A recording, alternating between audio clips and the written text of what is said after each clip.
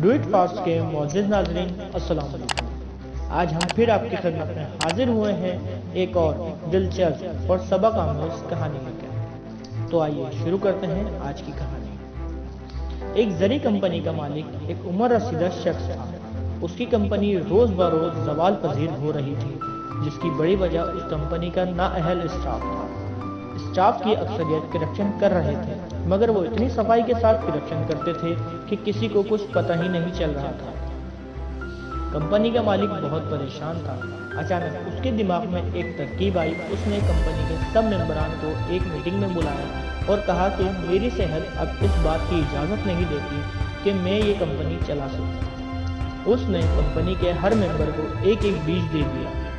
Company के एक एक मेंबर को बीज देते हुए मालिक ने कहा कि एक साल बाद इस बीज से तुम सब मेंबरान में से जो आदमी सबसे तंदुरुस्त पौधा उगा कर ले आएगा, तो उसी आदमी को मैं इस कंपनी का मालिक बनाऊंगा। सब मेंबरान बीज लेकर घर रवाना हो गए। एक महीने बाद बूढ़े मालिक ने अपने मेंबरान से पूछा, सुनाओ पौधा कैसे बढ़ रहा है। सब मेंबरान ने अपने अपने पौधे की तारीफें शुरू की, मगर नवाज साहब थोड़े परेशान नजर आ रहे हैं। मालिक ने पूछा, नवाज साहब, लगता है आपका पौधा नशोनुमा नहीं पा रहा है। नवाज साहब ने कहा कि जनाब, मैं कोशिश कर रहा हूँ, उम्मीद है कि जल्द नशोनुमा पाएगा।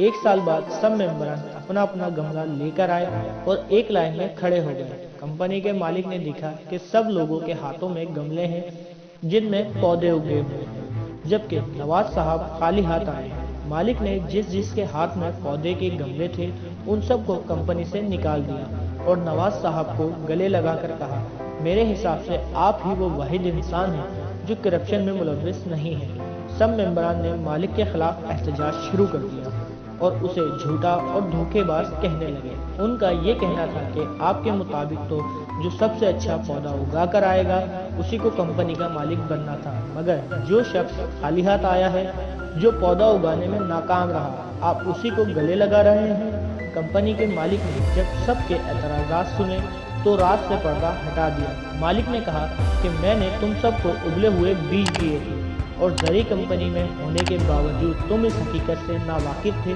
कि उबले हुए बीज कभी भी नशोनुमा नहीं पाते। तुम सब लोग मुझे मुतासिर करने के लिए नर्सरी से ये पौधे खरीद कर लाए हो।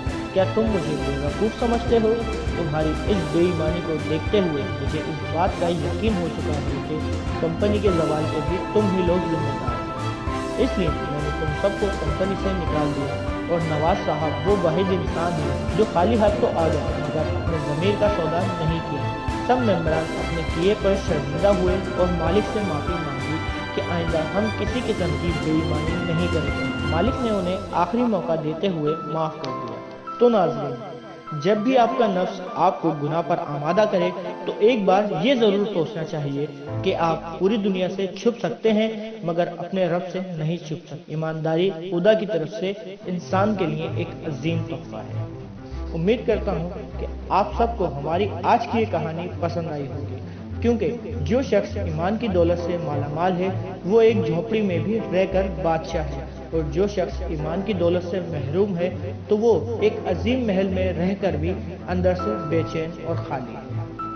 ये थी हमारी आज की सबक आमेज कहानी। अगर पसंद आई हो तो वीडियो को लाइक करें, चैनल को सब्सक्राइब करें और अपनी राय से हमें ज़रूर आगाह करें और देखते रहें डू इट फास्ट।